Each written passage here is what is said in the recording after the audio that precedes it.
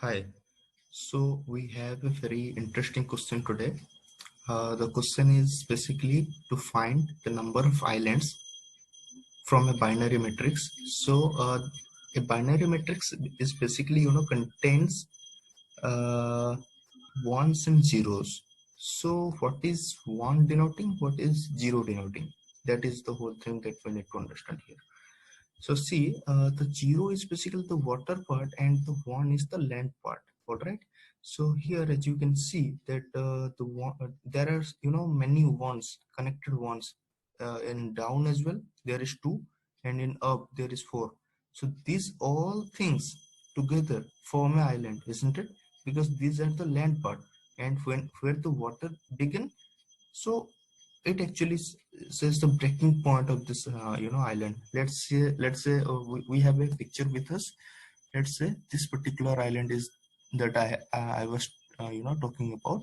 This is the big one, and where the water actually begin, it is covered by some water. That is why it is called island.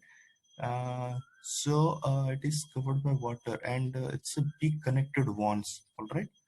And if we talk about this particular small island, then yeah, it is of course a single one. All right, like this particular island, or these two small island. It's not small because it can be like this big.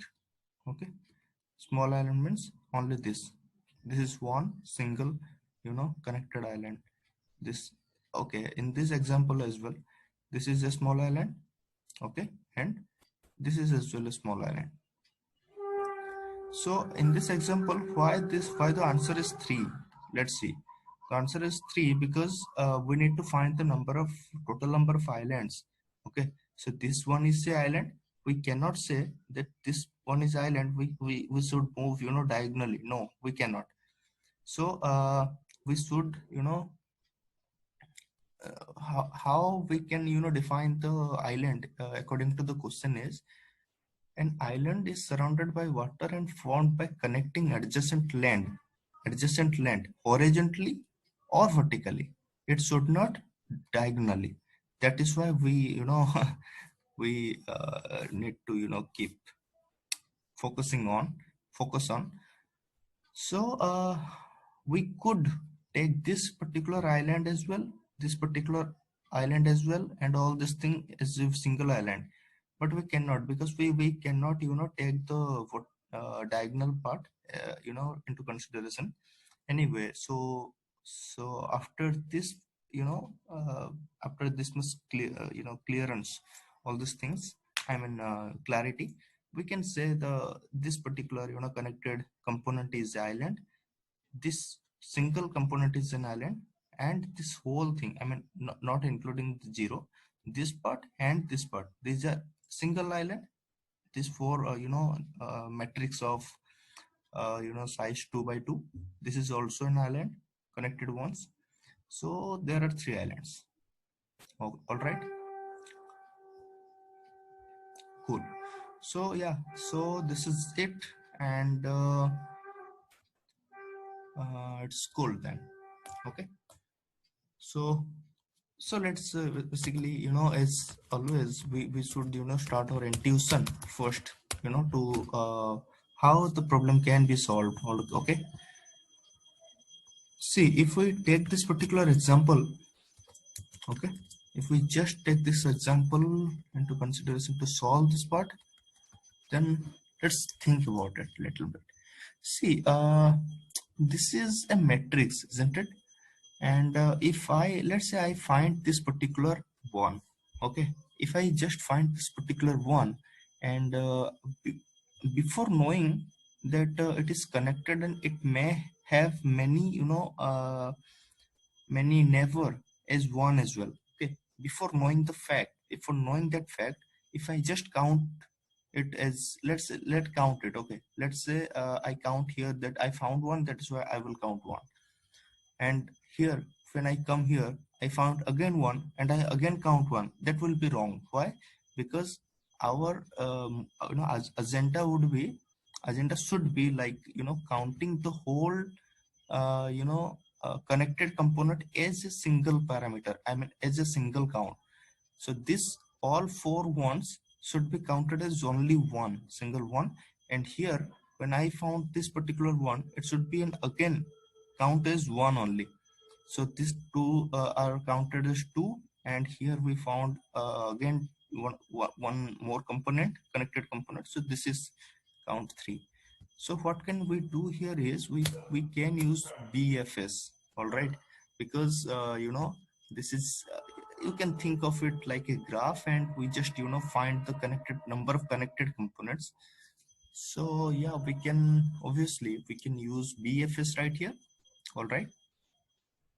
Yeah, so first of all we need to define something.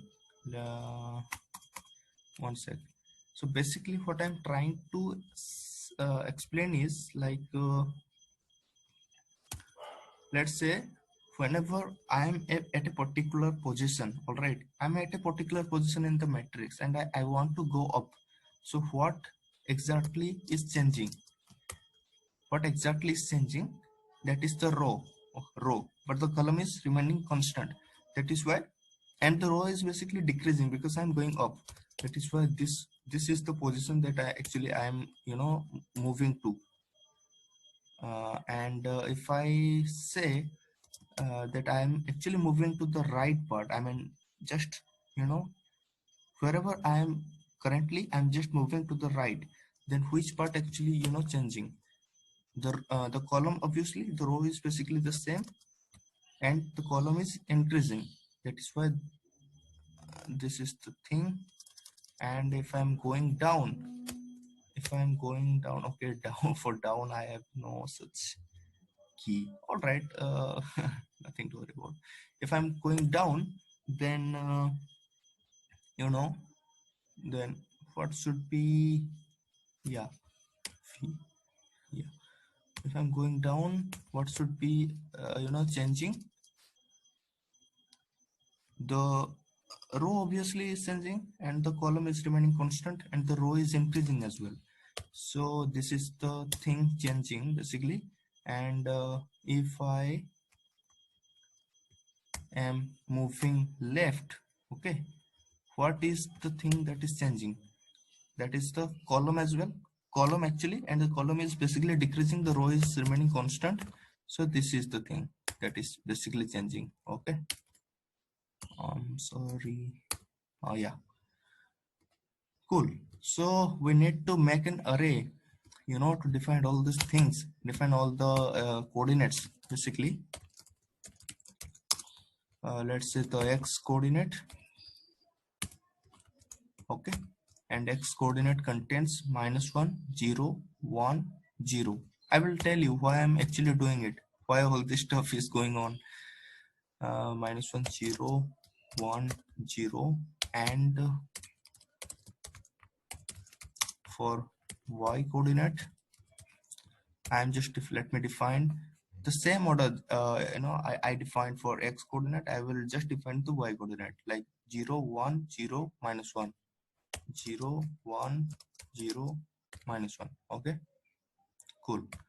So it is done. Now as we have decided that we should use the q, all right. Then or simply BFS, and BFS basically to use BFS we can use q as q data structure. Okay, so here what is the row number of rows? That is grid dot size, isn't it? I mean total number of arrays present inside the particular grid. Let's say this is the grid. Okay, how many array internal array present right here? 1 2 3 and 4. That is why 4 is the row number. And what is the column? Any go to any of the array and find out the size. That would be my column, isn't it? Like what I'm saying, just go right here, let's say this particular array, and find the size of find the size of this particular array. This is 0 1 2 3 4, that means 5. Total size is 5. Okay, so let me define a queue right here. And would exactly be inside that queue. See, I am actually taking care of the position part, right? Because let's say I'm right here, I need to see that my neighbor is also, having the same value as as mine. Okay, so to find that particular thing, find that particular fact, I need to store this particular position. All right. So if I'm just taking care of that position, I need to insert the pair of coordinates. Okay, cool. You will soon get it. What I'm trying to explain, you will soon get it. Okay.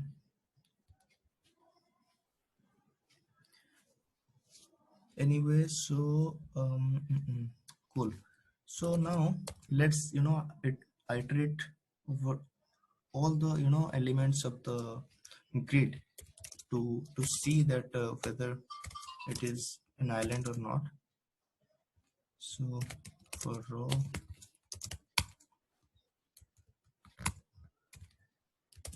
and for column.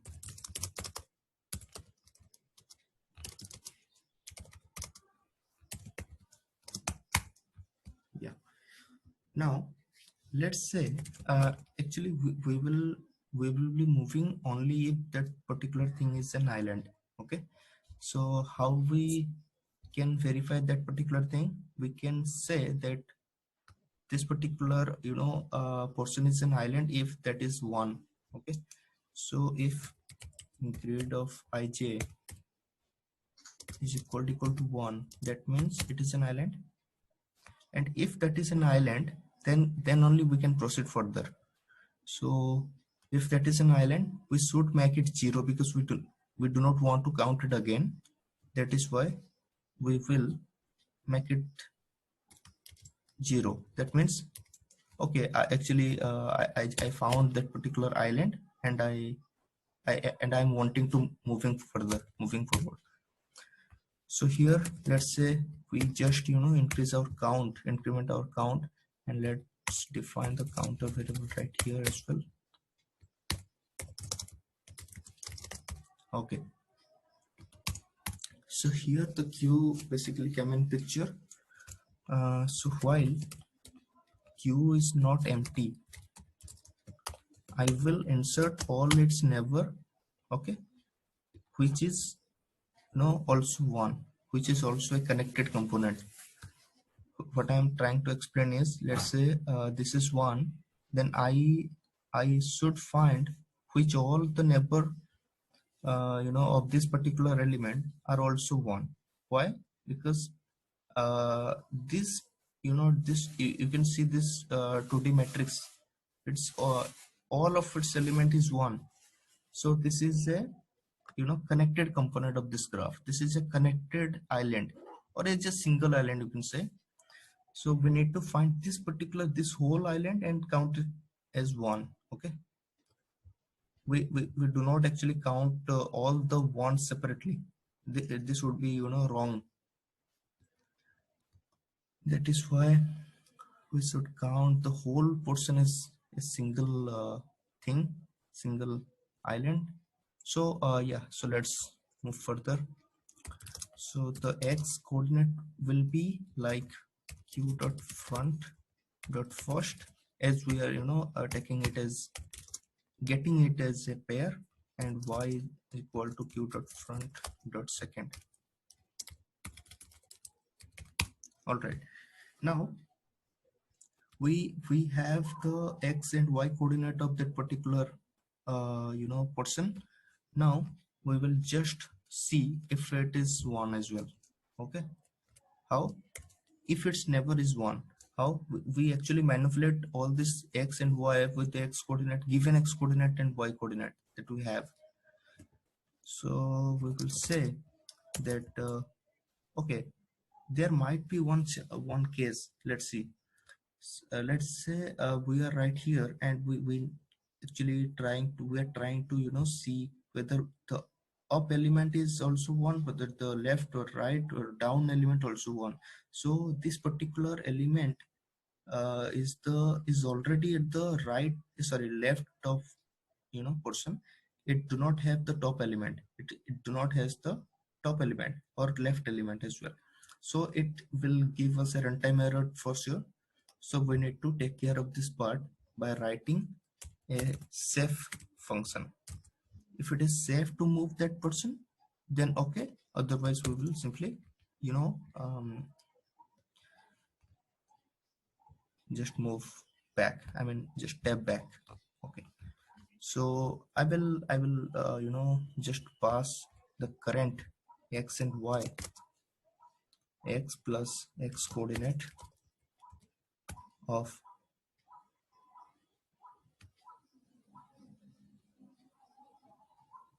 okay. So we need to run a loop to define for this particular two arrays. Okay, let's say k equal to 0, k less than 4. Why 5 4? Because there are only 4 elements. Okay, that is why it is for sure it will be going to be 4 anyway. So here, if safe, it is, if it is safe to move that person, then we will go. So how will we check that if that person is safe, and which person? That person is x, which is the current element that we have in our queue, plus whatever in the x and y coordinate. So x coordinate of k and y plus y coordinate of k. So I found, so you should be very very clear why I'm writing this particular thing. So let's analyze this first, then move to the rest of the code. So what I am actually doing, let's say we are currently at 0, 0 position. Okay, and we have all this direction, like we need to move to here, to here, to down, and to the left. Okay, so if I want to move up, then what should be the position, the next position?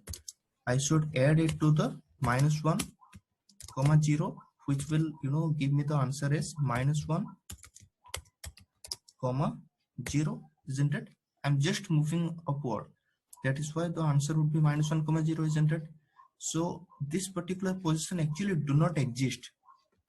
Okay, this particular positions actually do not exist. Why? Because these are out of the boundary. Okay,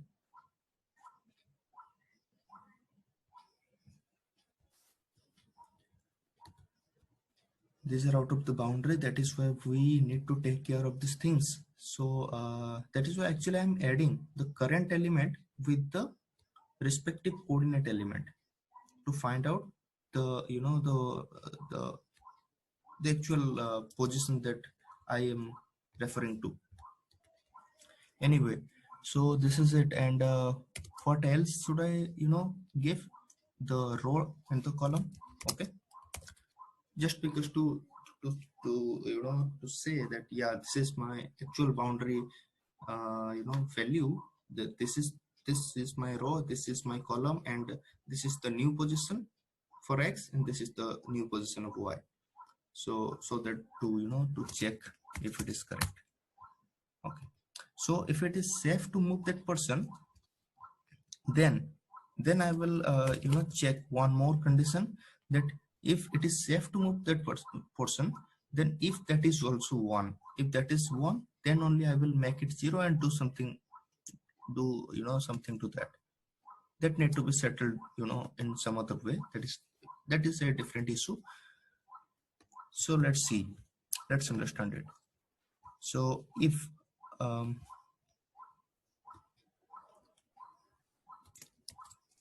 this particular part in the grid, okay, and this particular part, if it is safe, then we can move, isn't it? So this particular part and this particular part, if it is equal to 1, That means we should make it 0 because we also visited it.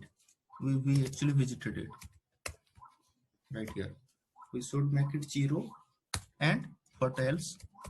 We should push that particular value. Okay, we should push that particular value inside our queue, and that particular value is this comma y plus y coordinate of k. So we are getting, I hope you are getting. This is basically very clearly understandable. Okay, so this particular thing we need to do here as well, because we also visited the first element, first thing, where the portion is 1. That is why we need to push I comma j here as well. Okay, so in this way it will just count the connected component wherever it is finding the the one. Let's say here it is finding the whole as a connected component. That is why it will count it as one single component, and here it will find that yeah, this is a connected component, and here it will find that this is a connected component. So total is 3. So in this way. So let me actually verify whether everything is handled or not. Yeah, it seemed to be correct. Okay, and right here we should basically return the count part.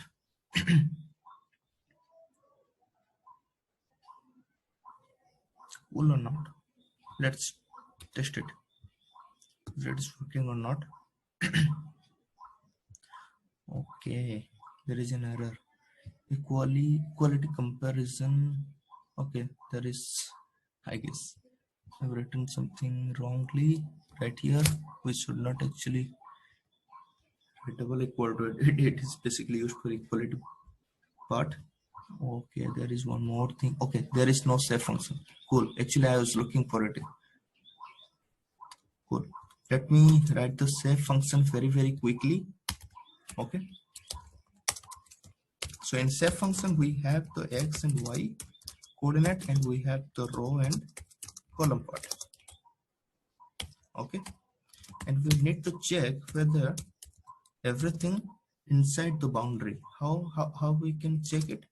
If the x is greater than equal to 0 and x is less than row, because x is belonging to row part, isn't it? And y is also greater than equal to 0 and y is less than column. That's it. Okay, let's check it again.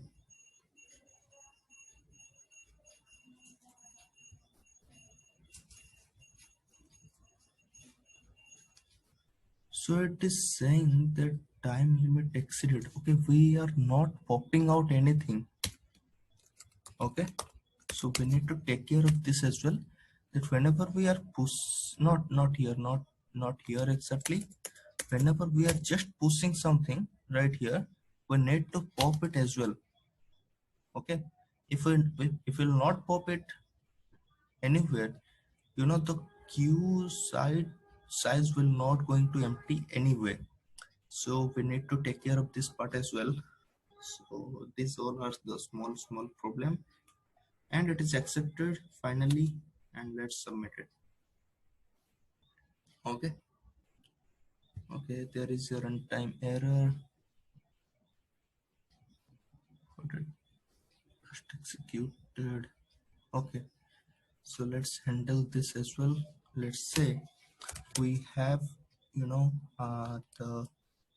the grid dot size is 0, then we should return 0. If it is 0, then we'll need not to take care of anything.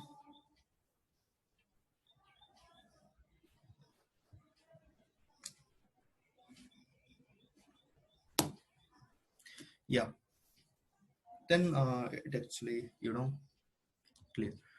So this is it. uh, Hope you understand, hope you got it basically. And you will get it, if you'll just carefully see the video. If you'll just get it, it's not that difficult. Just need to take care of some things like this might lead to the runtime error, as you might have seen here. If grid size is 0, then we actually getting the the error right here basically. And we are why we should move further if the grid size is already 0. And there is also no constraint. That is why we were unable to write the best cases right here. You will just encounter it when you will run your code. If the if there would be the constraint, right, the row will be the size of the matrix or grade will always be greater than 0, then there is no need to write this type of base cases, because there will always a valid uh, array. All right, valid matrix, I'm sorry. Yeah, so this is it. uh, so hope you're doing good. Keep practicing. So thank you.